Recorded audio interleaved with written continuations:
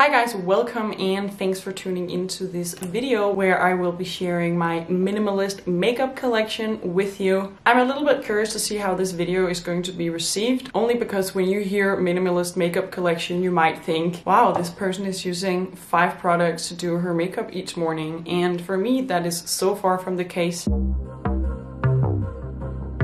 If you're here for the first time, hello, my name is Naya and this is my channel where I talk about style and beauty from a minimalist perspective.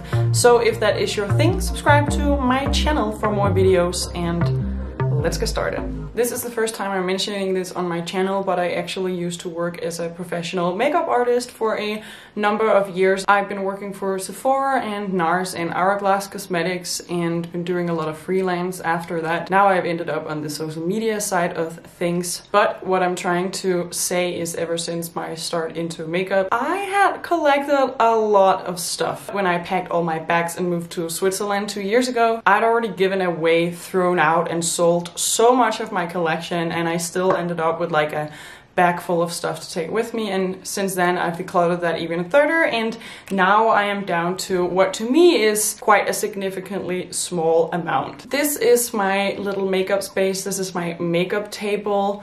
This is where I do my makeup every day. I could probably find a designated space in my bathroom for my products and do my makeup there, just because I don't have that much. But even though I'm no longer using makeup to creatively express myself and I'm mostly using the same products day to day, doing my makeup is an incredibly soothing way for me to start my day, so I do like to sit down. I really appreciate this space. So minimalism looks different to everyone, and in some categories of life I definitely own far less than the average person, but I will say makeup is probably somewhere where I own more than the average minimalist. But to me, because of my background and what I like, this is my version of a minimalist collection. As you can see, things are pretty neatly organized, or at least they are to me. These 3 rooms are divided into a few categories that make sense in my head.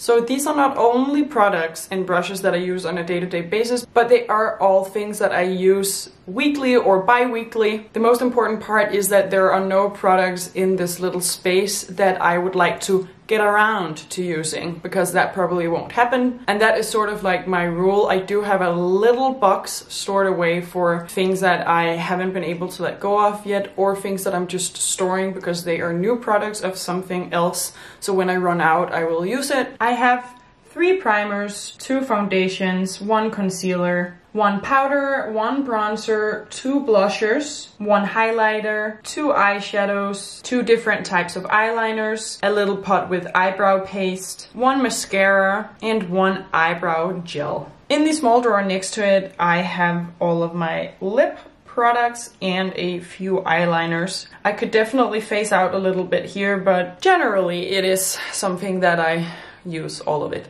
Almost, I guess. I have 3 different primers and I do use them all. They all do serve a different purpose, so it's not like I have 3 primers of the same sorts that I like. One is for really dry skin, so it has a lot of oils in it, so I use that one especially in winter. And then I still use my everyday primer, the white one, on top of it, just because that is what really locks in my foundation. Now, you wouldn't have to, you can use the other primer on its own, but the white one, it just really locks in all of my makeup and makes it waterproof throughout the entire day, and honestly, who wouldn't want that? The last primer is also an Hourglass and it has a smoothing and dimming effect, so I just use that one when I'm wearing minimum makeup, which doesn't happen so often. I usually do my full face. Then I have 2 different foundations that I use, but they are basically the same. They're both from Hourglass, it's from the same line, it's the same color. It's just that one is liquid and the other is not. I do use eyeshadow every day, but I generally only use 1 eyeshadow, and I do just make a round smoky eye of a sort, I guess, with it every day. I just blend it into my crease, blend it under my eye. Because of the shadow and the fact that I have kind of a deep set crease, it is enough to give me a full eyeshadow look. So yeah, that one is just hanging out there alone in a pan. I might add a darker brown to it soon, just because it is nice to have something a little bit darker when it's night and I go out late, because the darker it gets around you, the darker you need to go in order to create the same effect. And sometimes when I do feel fancy, I do have this glitter eyeshadow from Hourglass. It's bright orange, which looks really good with my blue eyes, and orange is one of my favorite colors. So this is for when I need like a pop of extra On an everyday basis, it takes me around 5 to maximum of 10 minutes to do my makeup. It kind of depends on how much time I want to take to do it that day, but generally it doesn't take me a lot of time. I have curated such a perfect product line for me, and I'm not gonna lie, that definitely takes time, especially if you're not deep into the makeup world and you're not really sure of what you're doing, and if you don't understand ingredients and stuff like that. But this makeup is all I need, because when I put on my makeup in the morning, when I come home 12 hours later, my makeup looks almost exactly the same. I as good as never bring any makeup with me around to freshen up during the day, because I just don't need it. And when I have a makeup routine that achieves that, I'm never tempted to go out and buy a new powder or buy a new foundation, because what I have works. So the only time that I do get something new is, for example, if I run out of my bronzer or if I run out of my Hourglass powder. I will sometimes pick a different color just for fun. It has happened a few times, and then I will use that, but again, I will use it up before I buy anything new. And it also makes me so much more appreciative of the products I have. And I think at this point maybe everyone knows that makeup does expire, and usually it's around like 3 to 6 months after you've opened it. But even coming from the makeup world, I don't throw my makeup out if it's been open for 3 to 6 months. But I will say that if you have some makeup laying around from 2017, 16 or further back, just throw it out. If you have something from 2017 laying around, you don't use that enough to justify having it anymore. Get rid of it. If you wouldn't buy it now, just throw it out. That's probably the only advice I'm gonna force on you. The only place that I do have a little bit more space for creativity is my lipsticks. I do have more lipsticks that I would like, and to be fair, there are a few of them I don't use, and I'm still in the phase of phasing more of them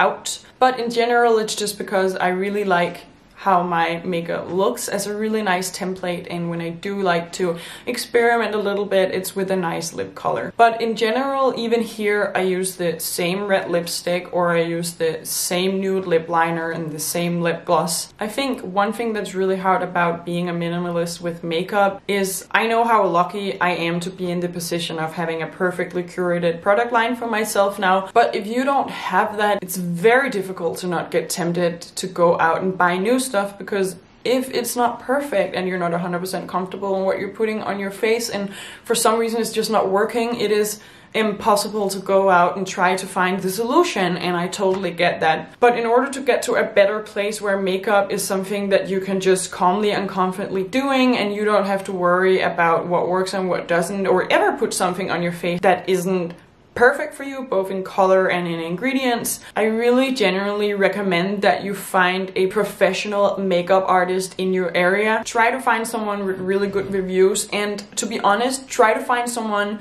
whose niche isn't doing Instagram worthy makeup looks. Find someone who does nice, neutral, approachable and soft makeup, because chances are that person is much more experienced and knowledgeable about the products they're using and how they are working, rather than be monetizing on using trends and really beautiful techniques to make a sort of like often an Instagram look. That might seem like an investment both time-wise and money-wise, and it is. But the investment you're making right now, if you have the problem that I'm talking about, is just gonna be wasting you way more money, and it's not really gonna get you anywhere unless you get really lucky. Just something I can recommend. I hope that other people perceive my makeup look as somewhat of a soft glam look, so not all out there makeup wise, but you can definitely tell that I get around with a makeup brush. And of course that is bound to make my collection a little bit bigger, because if you're someone who generally gets around with a mineral powder and mascara and a bit of bronzer, then definitely you can curate a 5-product collection or something like that. But minimalism isn't about